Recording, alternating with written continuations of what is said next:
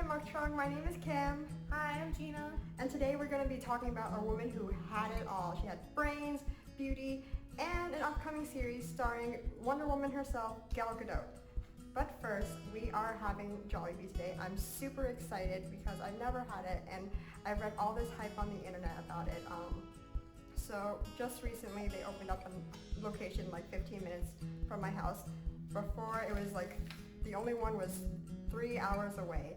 So today we are having the Chicken Joy, the spicy Chicken Joy. They also gave us 2 things of gravy and the palapa noodles. I hope I'm saying that right. If I'm not, I'm sorry.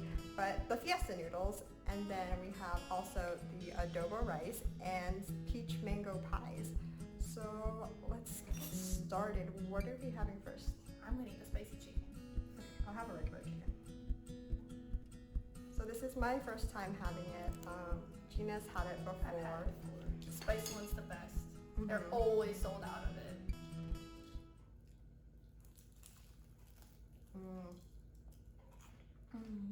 This is so good. So crispy.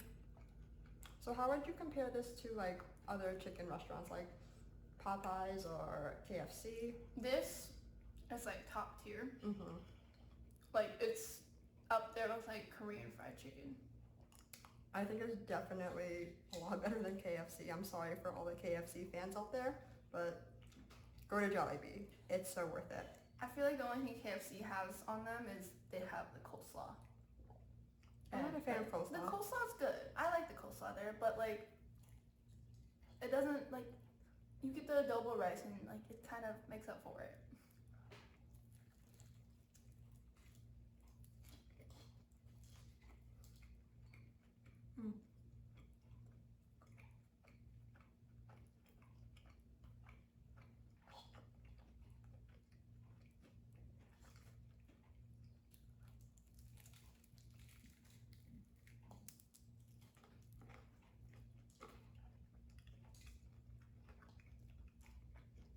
I'm gonna try some of the gravy. Yeah, I'm gonna wait for a little bit for the gravy.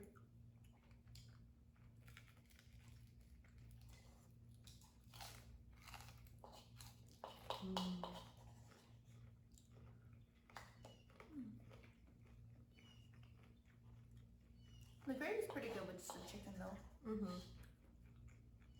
I'm actually gonna try the noodles. I'm very interested in what these are.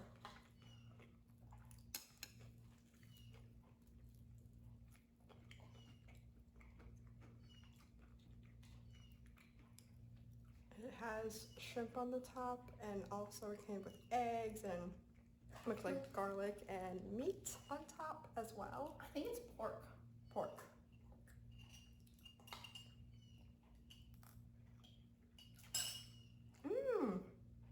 I gotta try some now too. You definitely taste the garlic that's in it. It's very garlic heavy, but I'm a fan.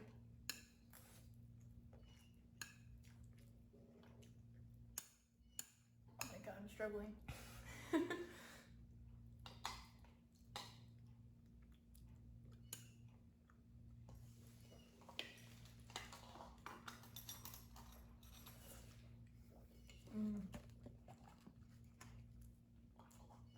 I think I'm gonna try the gravy now.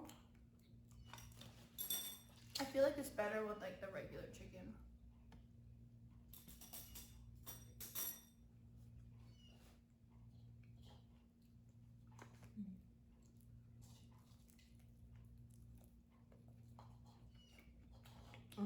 That's so good. So good. So today we are talking about Hedy Lamarr, and she is the mother of Wi-Fi. Our story begins with Emil and Gertrude Kessler. Emil was a very handsome man who worked as a bank director, and one day he met this gorgeous and vivacious pianist by the name of Gertrude. They fell in love and got married. Keep in mind that the both of them were Jewish born, and this becomes a very important fact later on in the future. So on November 9th, 1914, a beautiful girl was born into this world by the name of Hedwig Eva Kessler. Fun fact, Hedy couldn't pronounce her name as a child, her first name Hedwig, and so she would always refer to herself as Hedy. Hedy. and that name kind of stuck with her from then on, so ever since she went by the name of Hedy. Hedy was born in Vienna, Austria during the time of World War I. The political climate was rising, but aside from that, Vienna was a peaceful and calm place to grow up in.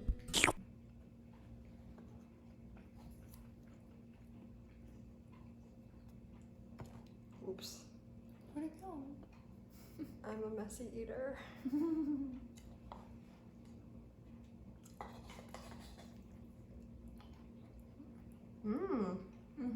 That is good.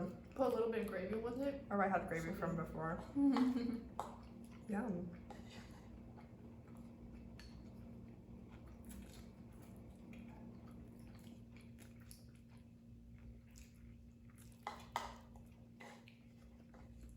Chicken is so tender.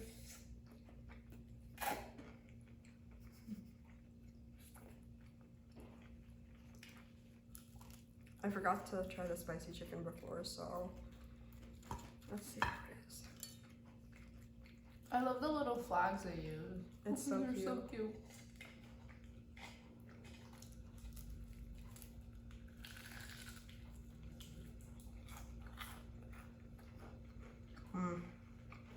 It's not too spicy. Really great because I can't handle spice.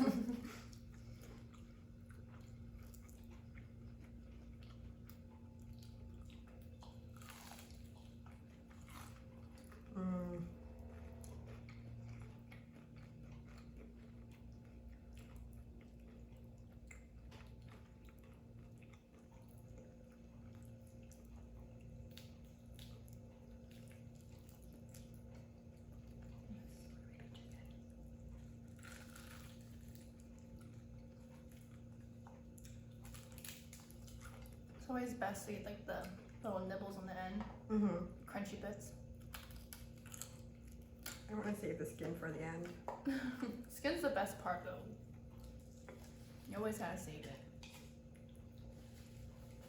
So as an only child, Hedy was the center of her parents' world. Her father used to take her on these long walks as bonding time, and he would explain like how different machines worked. When she was 5 years old, she had this music box, and she was so intrigued by how this music box worked. She like had to know how it worked. So she would, you know, take it all apart and kind of figure out what each piece did what. And it was, I mean, like as a 5-year-old, I would never. I was stuck eating. 5-year-old, lots of curiosity that 5-year-old had. I was eating Play-Doh at 5 years old, so I was on a different level. I was sitting outside playing dirt at 5. We are not geniuses, as you can No. tell.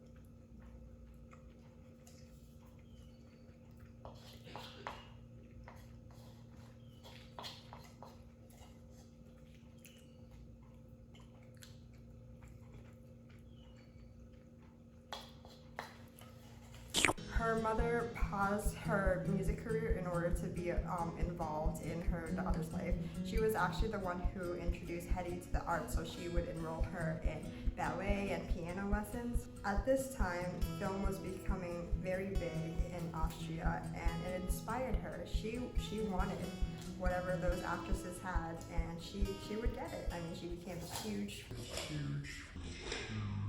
I almost just dropped the chicken. Hedy Lamarr was really well known for her beauty, and she used this to her advantage. At 16, she caught the eye of Max Reinhardt, who was a famous director. He casted her in her first film, and from then on, she would, you know, get all these parts and all these film roles. Her most notable role was in a film called Ecstasy, and from then on, her name was like everywhere internationally. And the reason why was that Ecstasy was the first film that ever included a real nude scene as well as a real sex scene. Scandalous. It's important to mention that a year after the release of this film, Adolf Hitler rose to power in Germany. Since then, Austria has been a very shady place, so the shadiness increased, meaning anti-Semitism increased, as well as fascism was on the rise, and a whole bunch of shady people just started popping up in Austria. One of the shadiest people in Austria at the time was a man by the name of Fritz Mendel. He was an arms weapons dealer, and he happened to be the third richest man in the country. And he also was Hedy Lamarr's first husband.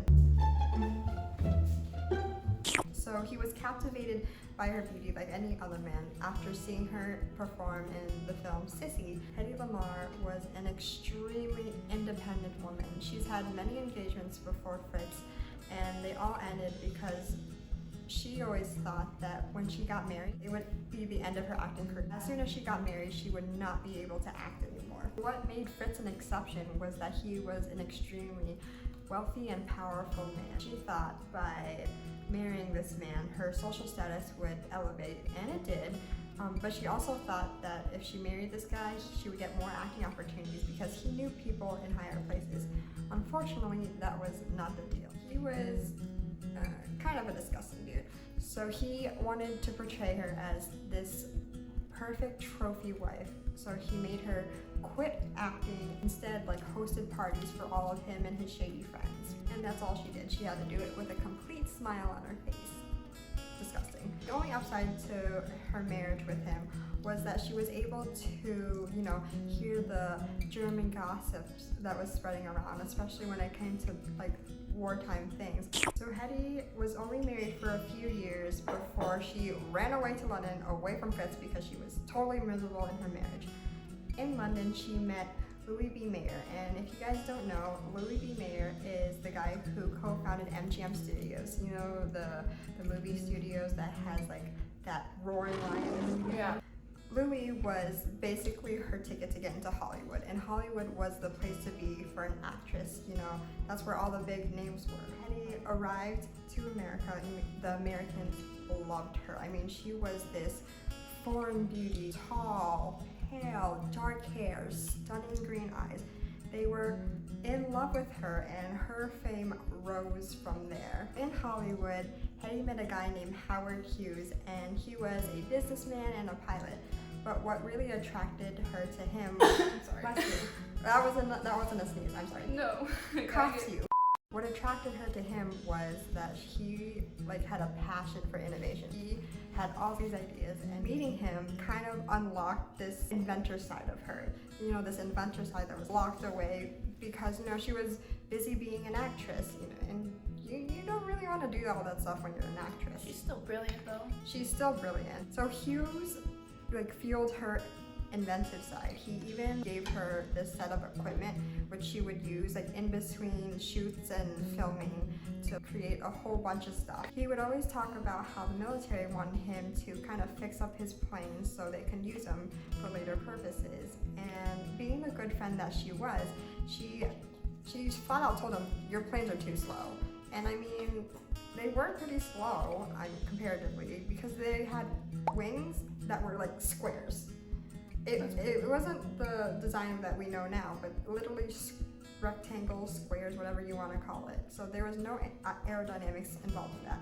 What she did to help him was she bought a book about fish and a book about birds. She would take the wings from the fastest bird and take the fins of the fastest fish and kind of use that to create her schematic for the new airplane design. She showed Howard this design, and that's when her genius was really appreciated. It felt nice for her to finally be appreciated for her brain instead of her looks. She went on to create a whole bunch of other things, she invented the upgraded stoplight, as well as these little tablets that dissolved in water, but it didn't really work out because she thought it tasted like Alka-Seltzer, which kind of was the basis of, sparkling water.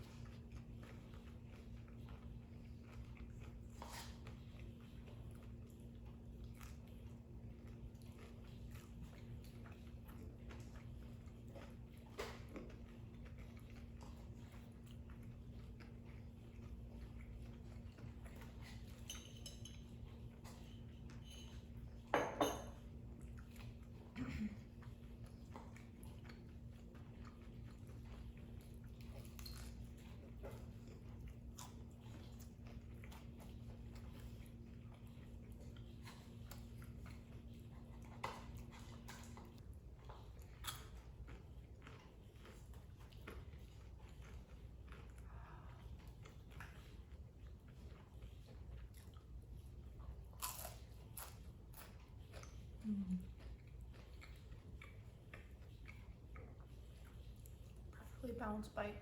Mm-hmm.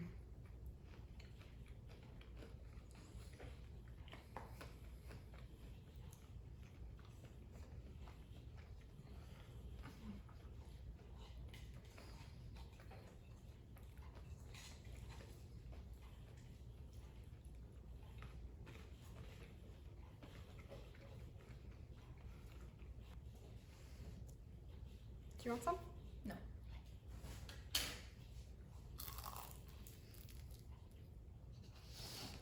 Mmm. Really, really good. Really? I like it. Mm-hmm. I'm not a big pie person. Oh, I am. I love sweets. So, like, I like cake and stuff like that, but like, I don't know, pie is just, it's different. World War II was beginning in Europe and it would soon spread throughout the entire world. At this point, Hedy's parents were still in Austria, and keep in mind that they were Jewish. Hedy wanted to do something, create something to, stop the Axis powers. Her parents are still over there, they're Jewish. She knew that she knew that they were gonna go through some really bad stuff soon. Hedy later met a man named George Antheil, and he was another inventor. They started talking about like inventions and stuff, and the war especially. Hedy didn't want to continue her cushy lifestyle. She wanted to be a part of stopping this war. So she thought back to her dinner parties with her first husband and how they would talk about the top secret things of Germany, especially like the weapons, and she really capitalized on this. So both Hedy and George came up with this idea to improve like the torpedoes that the U.S. military, had.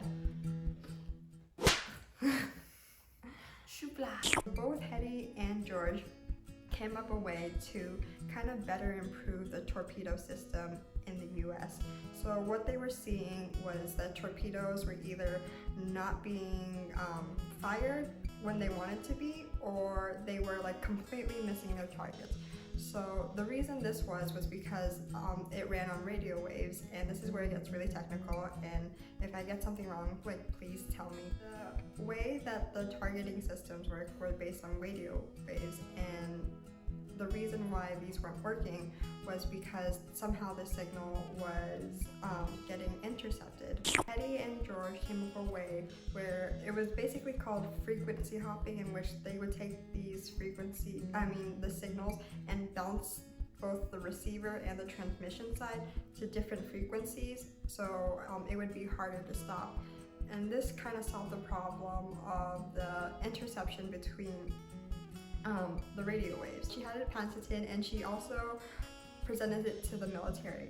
Unfortunately, the military rejected it. No one knows why, because it's such a great idea and it becomes so relevant in our world today, and I'll tell you why in a little bit.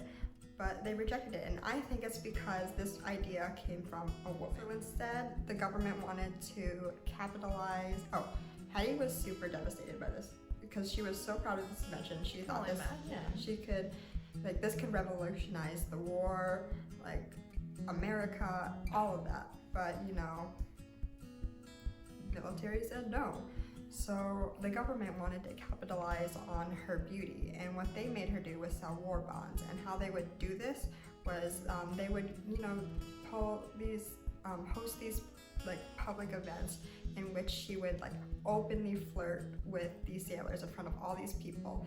And if someone offered to give or donate enough money, she would kiss these sailors, and a kiss from the famous and beautiful Hedy Lamarr was a dream come true for any man.